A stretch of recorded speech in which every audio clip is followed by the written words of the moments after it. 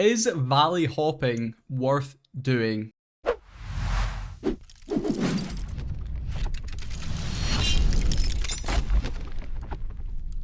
Hey guys, Alex here, otherwise known as Clash Freestyle, and today we are going to be looking at one simple fact.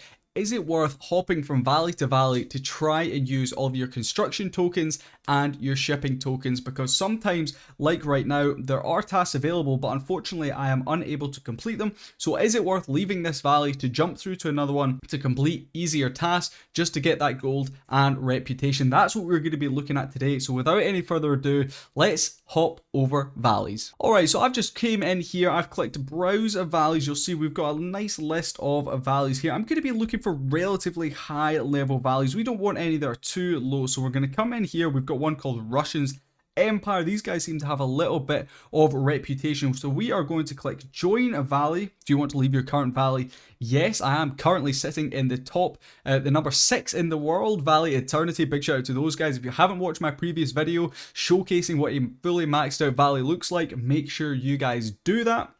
But let's hop on over to Russians Empire to see if these guys have some ships or some construction things I can complete. And there we go. So it did do a little bit of weird sort of coding stuff, but we managed to leave that valley, join another one. I am now here in Russians Empire. Now, if you have not previously left and joined another valley, it kind of does some weird glitchy stuff. The chat won't show and whatever. So I would usually suggest just closing down the game and reopening. Usually it might glitch out a couple of times, so just make sure you do that. I still think there's a couple of things that aren't too set in stone. Alright, so valley hopping, is it worth doing? We have just jumped over to Russians Empire. If we have a quick look at the ship, they've got the Snowflake, which I do believe comes from the Iceberg Isles. If we jump in, let's see, we've just left our previous valley. Can we do anything?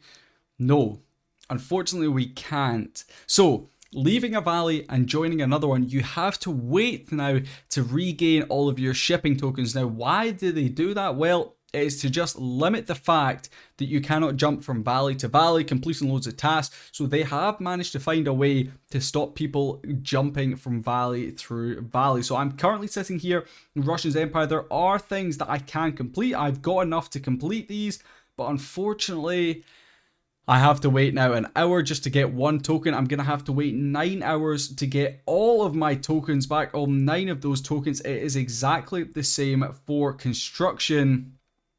So you'll see, unfortunately, I cannot complete that task. I have to wait for the next token to come available.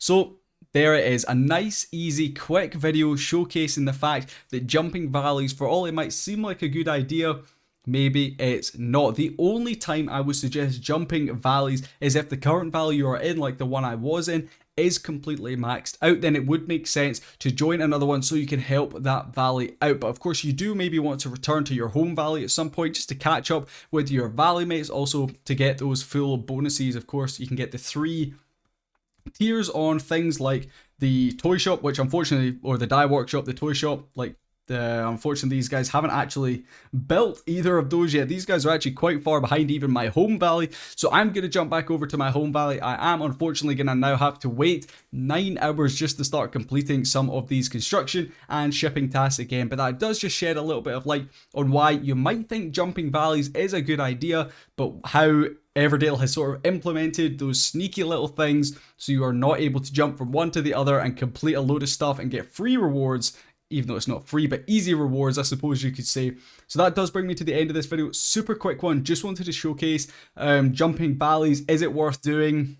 No, not really. You're probably better sticking in one valley unless it's fully maxed out. Really do appreciate you guys. If you do enjoy these little Everdale videos, make sure you leave a like down below. Subscribe as well, and I'll catch you guys in the next one. Peace.